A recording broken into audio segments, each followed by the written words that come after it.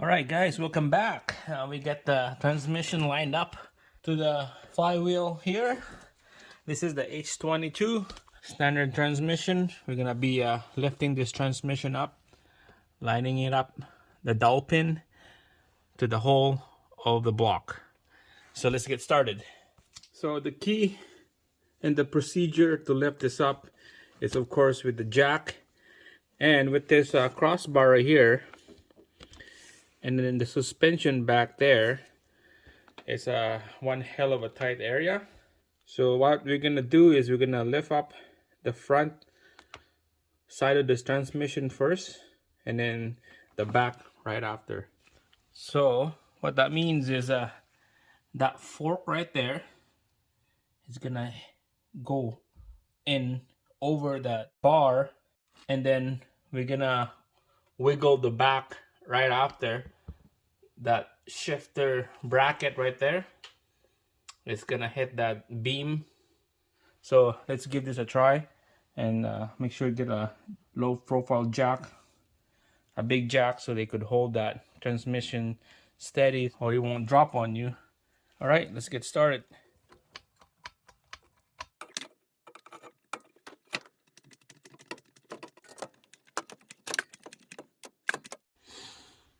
Alright guys, so from this spot of the transmission here, on this area, there's a big gap we have there. This is the time to put that intermediate shaft now. Just slide right in. You're gonna have to move the transmission around so that that shaft will go in. Just wiggle the transmission and then wiggle the shaft. It would slide right in.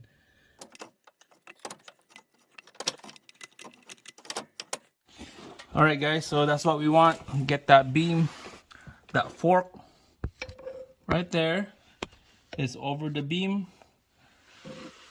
I'm gonna keep jacking it up just like that. We're gonna be working on this side after. Make sure the key on this is in a little bit of an angle like that while you bring it up, so that fork right there will go over the beam. We have to work on this side first before we work on the back. Just keep jacking it up. All right, lift up this side here so that you get a good boost over the beam. Lift it up. There you go. So that's over the beam here. Now we're gonna be working on the back now. We'll lift up the back. Make sure clear that area on the back end here. Just keep jacking it up. It would line up quick. Watch for that input shaft for the transmission. Make sure it's on the hole of the clutch. Double check everything. Make sure it won't get pinched or anything like that.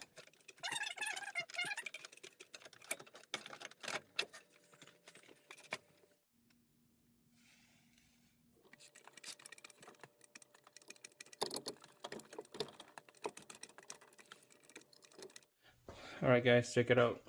After shoving around this transmission, been fighting for like half an hour, and right now we're almost close.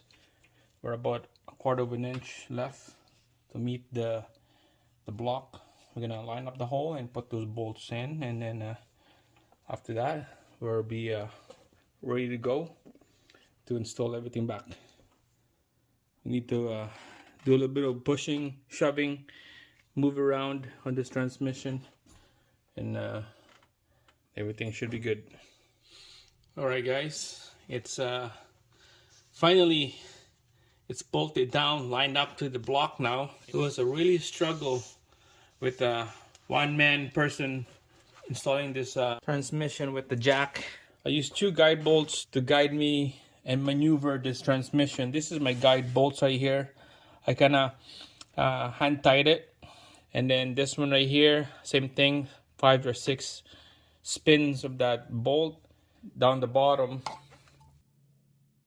There's only 1 bolt right here that guides me, so it's about 5 or 6 spins on this bolt. When those 2 bolts are on the transmission. You just need to push the transmission towards the block and it would line right in. It was a really struggle get this transmission on the right position. This jack right here helps me out angle the transmission straight towards the flywheel. Back on top here, make sure you get those engine mount bolt right in before you install this transmission, because you need to have this engine lined up exactly how it was before you put the transmission. Okay, so if it's on an angle, it's gonna be tough to put this transmission. So see how it's flat straight across.